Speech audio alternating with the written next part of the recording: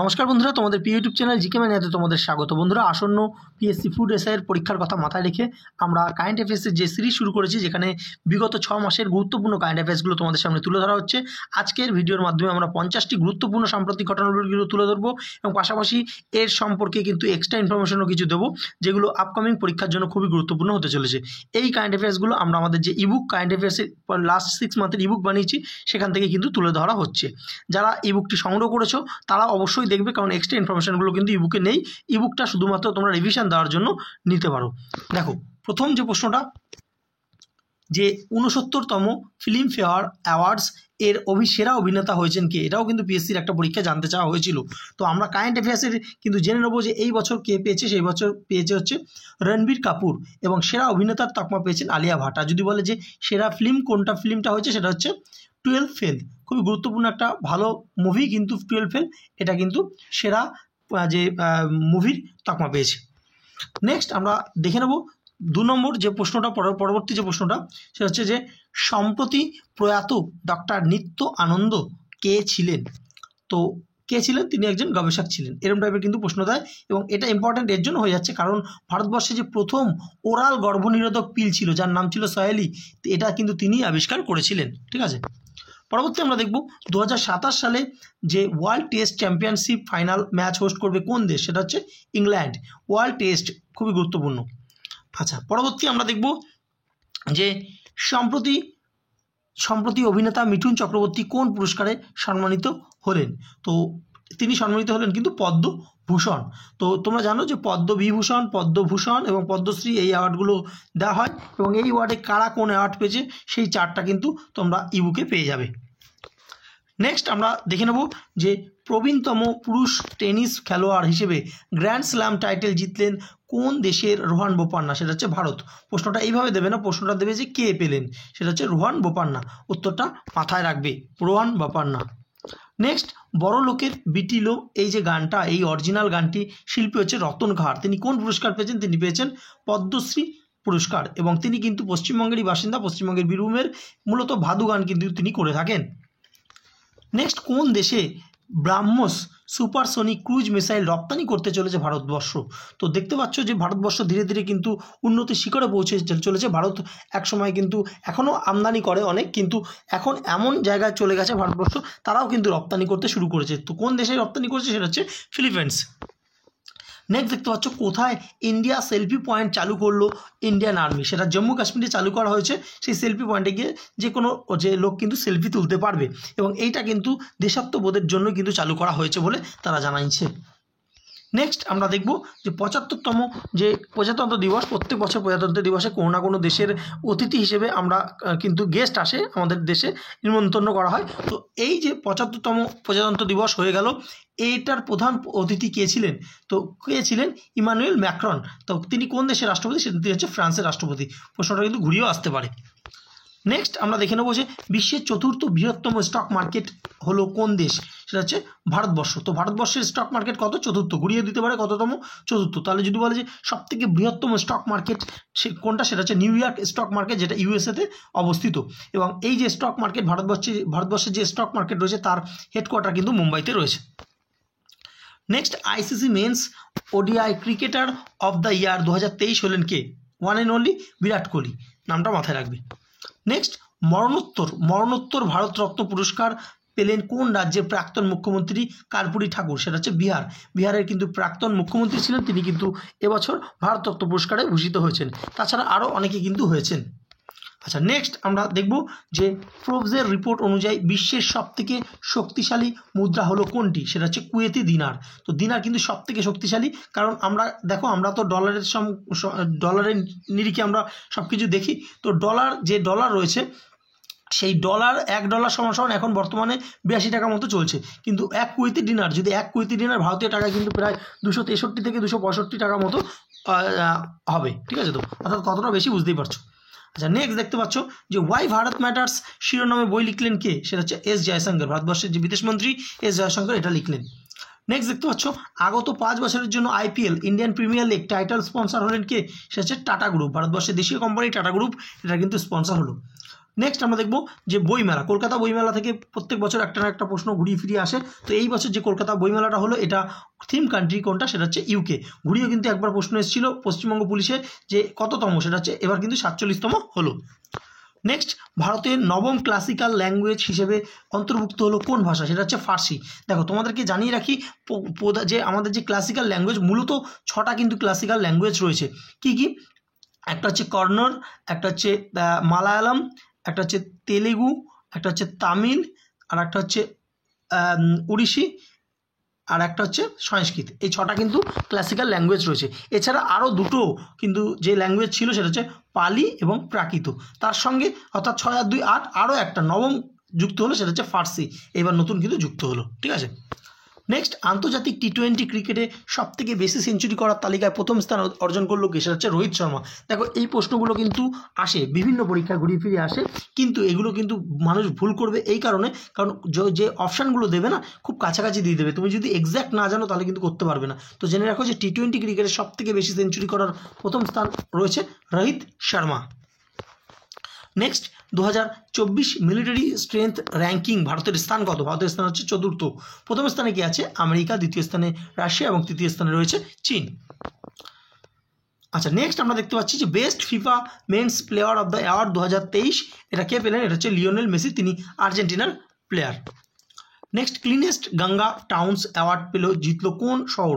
তো তোমরা জানো যে গঙ্গা যে নদী, যে গঙ্গোত্রী হিমবাহ থেকে একদম উৎপত্তি হয়ে একদম বিভিন্ন রাজ্যের ওপর থেকে এসে আমাদের বঙ্গোপসাগরে পড়েছে। তো এই গঙ্গার তীরে কিন্তু বহু সিটি রয়েছে। তো তার মধ্যে সবথেকে ক্লিনেস্ট সিটি হলো বারাণসী, যেটা উত্তরপ্রদেশে রয়েছে। নেক্সট, দেখতে পাচ্ছ ভারতের সবথেকে নোংরা শহরের তকমা পেল কে? সেটা হচ্ছে হাওড়া। পশ্চিমবঙ্গের হাওড়া, এটা কিন্তু ভারতের সবথেকে নোংরা শহরের তকমা পেল, এবং এটা যে স্বচ্ছতা সর্বেক্ষণ রিপোর্ট অনুযায়ী কিন্তু এটা বেরিয়ে এসছে, এবং এটা আমরা পশ্চিমবঙ্গবাসীও কিন্তু আমাদের একটা লজ্জার বিষয়। নেক্সট, আমরা দেখব যে ভারতের বৃহত্তম সমুদ্র ব্রিজ, তার নাম কি? এটা কিন্তু ঘুরিয়ে দিতে পারে যে বৃহত্তম সমুদ্র ব্রিজের নাম কি, সেটা হচ্ছে অটল সেতু। এটা কোথায় উদ্বোধন করা হলো? এটা মুম্বাইতে। এটি কিন্তু 21.8 কিলোমিটার দীর্ঘ, এবং এটি উদ্বোধন করেছেন ভারতবর্ষের প্রধানমন্ত্রী নরেন্দ্র মোদী। পরবর্তী আমরা দেখে নেব যে সম্প্রতি প্রয়াত আর শুভালক্ষ্মী, ইনি কোন ভাষার অভিনেত্রী এবং সঙ্গীত শিল্পী?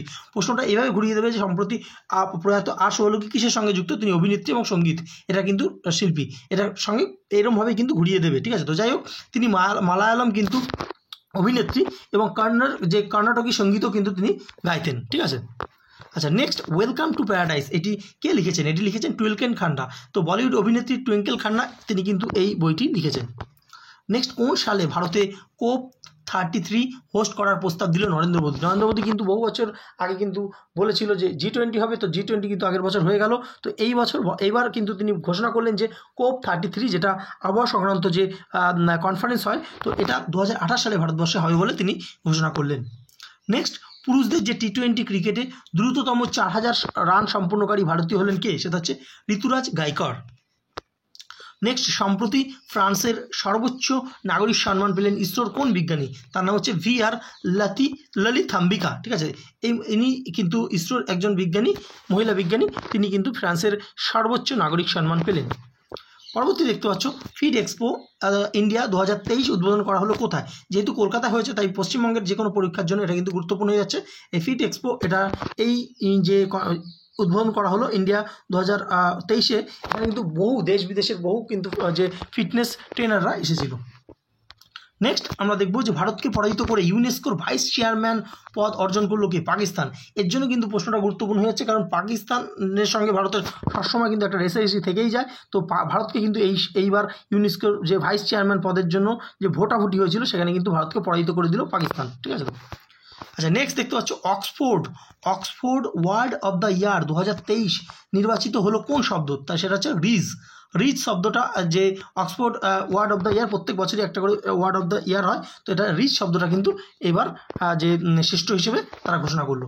নেক্সট, নাসার সাথে মঙ্গল গ্রহের রোভারকে পরিচালনা করা প্রথম ভারতীয় হলেন কে? তার নাম হচ্ছে অক্ষতা কৃষ্ণমূর্তি। ভারতীয়দের হয়ে কিন্তু এটা গর্বের বিষয়। নেক্সট দেখতে পাচ্ছ 11তম বাংলাদেশ বুক ফেয়ার, এটা কোথায় হলো? এটা কলকাতার কলেজ স্ট্রিটে কিন্তু এই বুক ফেয়ারটা হয়ে গেল। নেক্সট আমরা দেখব যে ইউনেস্কো ইনট্যাঞ্জিবল কালচারাল হেরিটেজ তালিকায় অন্তর্ভুক্ত হলো কোন রাজ্যের গরবা নাচ, সেটা হচ্ছে গুজরাট। এইভাবে কিন্তু ঘুরিয়েও আসে যে গরবা কোন যে রাজ্যের নৃত্য, সেটা হচ্ছে গুজরাট। কিন্তু এইবার কিন্তু যেহেতু ইনট্যাঞ্জিবল কালচারাল হেরিটেজের তালিকায় অন্তর্ভুক্ত হলো, তার জন্য কিন্তু ইম্পর্ট্যান্ট হয়ে যাচ্ছে। নেক্সট টাইম ম্যাগাজিনের দ্বারা অ্যাথলেট অফ দ্য ইয়ার 2023 নির্বাচিত হলেন কে, সেটা হচ্ছে লিওনেল মেসি, আর্জেন্টিনার প্লেয়ার। নেক্সট দেখতে পাচ্ছ যে জিমিনি নামে বৃহত্তম এআই মডেল প্রকাশ করলো কোন কোম্পানি, সেটা হচ্ছে গুগল। ঠিক আছে, তো এআই হচ্ছে আর্টিফিশিয়াল ইন্টেলিজেন্স। নেক্সট ভারতে ব্যাংক অফ দ্য ইয়ার 2023 শিরোপা জিতলো কোন ব্যাংক। দেখো এরম টাইপের প্রশ্নগুলো কিন্তু যদি এখানে 4টে অপশানের মধ্যে অবশ্যই এসবিআই থাকবে, তো যারা জানবে না তারা কিন্তু অবশ্যই এসবিআইতে টিক করবে। কিন্তু এটা হয়েছে federal bank. Bank of the year 2023 শিরোপা নিয়ে নিল কিন্তু ফেডারেল ব্যাংক, যার হেডকোয়ার্টার কিন্তু কেরালাতে রয়েছে।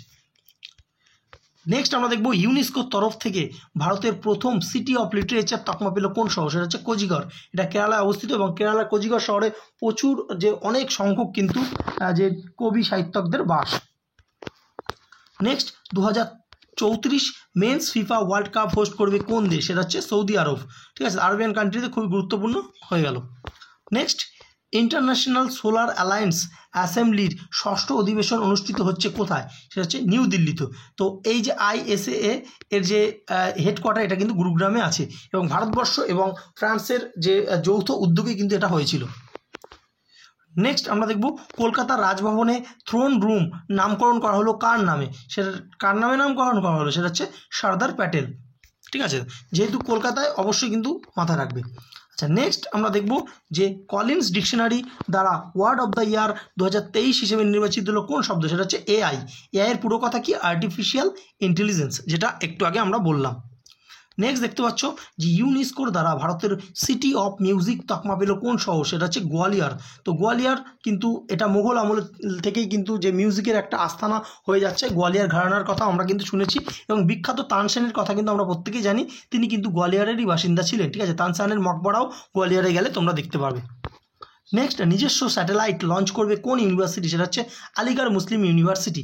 এবং এই যে নিজস্ব স্যাটেলাইট তারা লঞ্চ করবে, আলিগড় মুসলিম ইউনিভার্সিটির যে যিনি প্রতিষ্ঠা করেছিলেন, এটা কিন্তু আমরা ইতিহাসেও পড়েছি, কি সৈয়দ আহমেদ খান। ঠিক আছে, তো সৈয়দ আহমেদ খান তিনি তার প্রতি শ্রদ্ধা জানিয়ে কিন্তু এটা লঞ্চ করা হবে।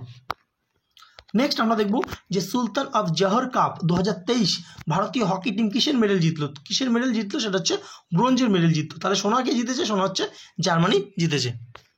নেক্সট আমরা দেখব যে 2023 যে ন্যাশনাল গেমস হলো এর ট্যালিতে প্রথম স্থানে আছে কে, সেটা হচ্ছে মহারাষ্ট্র কিন্তু প্রথম স্থানে রয়েছে। খালি জাস্ট এটা ওয়ান শট হিসেবে মনে রাখবে, কতগুলো দরকার নেই। আচ্ছা, নেক্সট 2024 সালে 38তম ন্যাশনাল গেমস অনুষ্ঠিত হবে কোন রাজ্যে, তো 2024 হবে, সেটা হচ্ছে উত্তরাখণ্ডে হবে। পরবর্তী দেখতে পাচ্ছ যে সৈয়দ মুস্তাক আলী ট্রফি 2023 জিতলো কোন রাজ্যের ক্রিকেট টিম, এটা হচ্ছে পাঞ্জাব। প্রশ্নটা অনেক সময় ঘুরিয়ে দেয় যে সৈয়দ মুস্তাক আলী ট্রফি এটা কোন খেলার সঙ্গে যুক্ত, সেটা হচ্ছে ক্রিকেট, মাথা রাখবে। নেক্সট ফিরে গ্র্যান্ড সুইস চেস ইভেন্ট শীর্ষস্থান অর্জন করলো কোন দেশ, আমাদের প্রিয় ভারতবর্ষ। বিশ্বের ইতিহাসে ভারতের সবথেকে বেশি উইকেট নেওয়া ক্রিকেটার হলেন কে, বিশ্বকাপের ইতিহাসে, এটা বিশ্বের না, বিশ্বকাপের ইতিহাসে ভারতের সবথেকে বেশি উইকেট নেওয়া ক্রিকেটার হলেন কে, সেটা হচ্ছে মোহাম্মদ শামি। তো এই ছিল আমাদের গুরুত্বপূর্ণ 50টা কারেন্ট অ্যাফেয়ার্স। আরও কিন্তু আমরা দিতে থাকবো, তোমরা অবশ্যই যারা নতুন চ্যানেলটা সাবস্ক্রাইব করে নাও, যাতে পরবর্তী ভিডিও আসলেই তোমরা তার নোটিফিকেশান পেয়ে যাও। ধন্যবাদ।